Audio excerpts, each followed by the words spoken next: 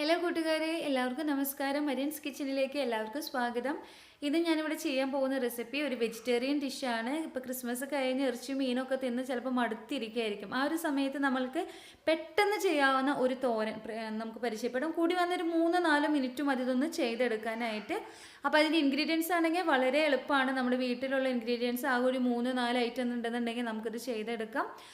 ഇത് നമുക്ക് മാത്രമല്ല, സ്പെഷ്യലായിട്ട് കുട്ടികൾക്കാണ് ഏറ്റവും നല്ലത്. ഇപ്പോൾ പഠിക്കുന്ന കുട്ടികളാണെങ്കിലും വളർന്നു വരുന്ന കുഞ്ഞു കുട്ടികളാണെങ്കിലും അവർക്ക് ഈ ഒരു തോരൻ അല്ലെന്നുണ്ടെങ്കിൽ ഇതിൻ്റെ ഇല വെച്ചിട്ടായാലും ചെയ്തു കൊടുക്കുക. ഇത് മുരിങ്ങപ്പൂ തോരനാണ് കേട്ടോ. ഇതിൻ്റെ മുരിങ്ങപ്പൂ മാത്രമല്ല, ഇലയായാലും കുട്ടികളുടെ ബുദ്ധിവികാസത്തിന് ഏറ്റവും നല്ലതാണ്. അപ്പോൾ സാധാരണ കുട്ടികൾ ഇത് കഴിക്കാനായിട്ട് മടി കാണിക്കാറുണ്ട്. പക്ഷേ ഈ ഒരു വീഡിയോ കണ്ടിട്ട് ഈ ഒരു ടൈപ്പിൽ നിങ്ങളിത് ചെയ്ത് നോക്കിയാൽ അവർക്ക് തീർച്ചയായിട്ടും ഇഷ്ടപ്പെടും. അപ്പോൾ നമുക്കിത് എങ്ങനെ ചെയ്യാമെന്നുള്ളതിൻ്റെ വീഡിയോ കാണാം. ആദ്യം നമുക്കിത് കടുക് പൊട്ടിക്കാനായിട്ട് ഞാനിവിടെ ഒരു ചട്ടി ചൂടാക്കിയിട്ടുണ്ട്. അതിനകത്തോട്ട് വെളിച്ചെണ്ണയാണ് നിങ്ങളുടെ കയ്യിലുള്ളതെങ്കിൽ ഏറ്റവും നല്ലത്, അല്ലെങ്കിൽ ഏതെങ്കിലും ഓയിൽ ഒഴിച്ചു കൊടുക്കുക. ചൂടായി കഴിഞ്ഞാൽ ഇതിനകത്തോട്ട് നമുക്ക് കടുക് ഇട്ട് കൊടുക്കാം. കടുക് ഒരുപാടൊന്നും വേണ്ട, ആവശ്യത്തിന്. ഇപ്പം നിങ്ങൾ എന്തോരം പൂവാണ് എടുക്കുന്നത്, അല്ലെങ്കിൽ ഞാൻ പറഞ്ഞല്ലോ മുരിങ്ങയുടെ ഇലയാണെങ്കിലും നമുക്ക് ഈ ഒരു സെയിം ഇതിൽ ചെയ്യാം.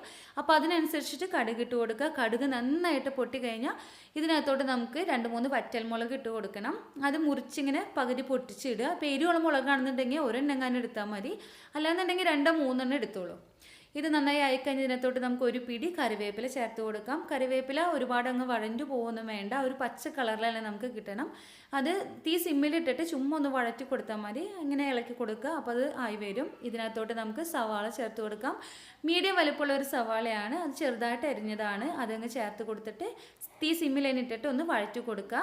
ഇപ്പം നമ്മൾ തോരനൊക്കെ വെക്കുമ്പോൾ അതിനകത്ത് ചേർക്കുന്ന എന്ത് സാധനം ആയിക്കോട്ടെ, ഇപ്പോൾ സവാള ആയാലും ഇഞ്ചി ആയാലും പച്ചമുളക് ആയാലും അത് ഒരുപാട് അങ്ങ് വഴഞ്ഞു പോകുമ്പോൾ ആ ടേസ്റ്റ് പോകും.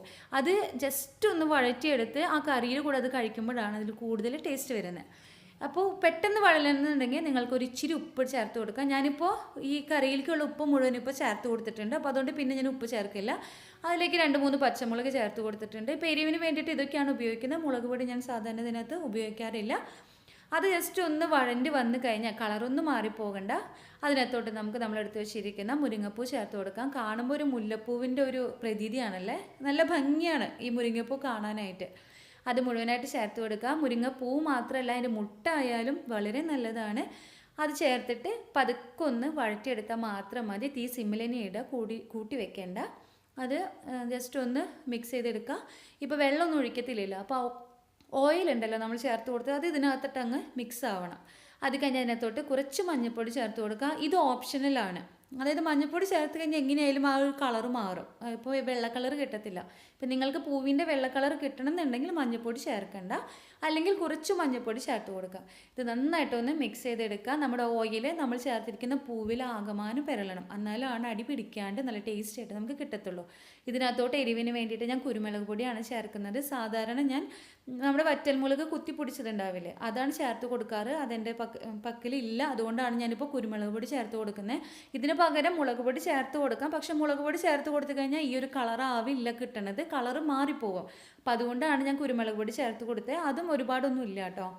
അത് ഇതമാതിരി ഒന്ന് വഴറ്റി കഴിഞ്ഞാൽ ഒരു 2-2.5 മിനിറ്റ് ഒന്ന് മൂടി വയ്ക്കുക. അതിൻ്റെ ഇടയിൽ 1-2 പ്രാവശ്യം തുറന്നൊന്ന് ഇളക്കി കൊടുത്തു കഴിഞ്ഞാൽ നമ്മുടെ തോരൻ റെഡിയാകും. ഞാനിപ്പോൾ അതേമാതിരി വെച്ചിട്ട് ഒരു 2 മിനിറ്റ് വെച്ചുള്ളൂ. അപ്പോഴേക്കും തോരൻ റെഡി ആയിട്ടുണ്ട്. നന്നായിട്ട് നല്ല സ്മെല്ലൊക്കെ വന്ന് വെന്തതിൻ്റെ. ഇനി എന്നാ ചെയ്യേണ്ടതെന്നുണ്ടെങ്കിൽ ഇതിനകത്തോട്ട് നമുക്ക് മുട്ട ചിക്കിയതാണ്, ഒരു 2 മുട്ട ചിക്കിയതാണ് ഞാൻ ചേർത്ത് കൊടുക്കുന്നത്. അതിനുള്ള പൂവേ ഉണ്ടായിരുന്നുള്ളൂ. അപ്പോൾ അതുകൊണ്ട് 2 മുട്ട ചിക്കിയതാണ് ചേർത്ത് കൊടുക്കുന്നത്. മുട്ട ചിക്കുമ്പോൾ അതിനകത്ത് ഉപ്പ് മാത്രമേ ചേർത്തുള്ളൂ, വേറെ ഒന്നും ചേർത്തില്ല. ഈ മുട്ട ചിക്കിയതിന് പകരം നിങ്ങൾക്ക് നാളികേരം ചേർത്ത് കൊടുക്കാം. പക്ഷെ നാളികേരത്തിനേക്കാളും നല്ലത് മുട്ട ചിക്കിയതാണ്. ഇപ്പോൾ കുട്ടികൾക്കൊക്കെ ആകുമ്പോൾ നാളികേരം തന്നെ കാണുമ്പോൾ പ്രത്യേകിച്ച് അവർക്കൊന്നും തോന്നണമെന്നില്ല. പക്ഷെ മുട്ടയും ഈ പൂവുണ്ടല്ലോ അതങ്ങ് മിക്സായി വരുമ്പോൾ നല്ല ഭംഗിയാണ് കാണാനും, കഴിക്കാനും നല്ല ടേസ്റ്റാണ്. അപ്പോൾ ഇനി ഉണ്ടെന്നുണ്ടെങ്കിൽ ഒരു പിടി നാളികേരം കൂടി നിങ്ങൾക്കിതിങ്ങനെ ചേർത്ത് കൊടുത്തിട്ട് ജസ്റ്റ് ഒന്ന് വഴറ്റിയെടുത്താൽ മാത്രം മതി.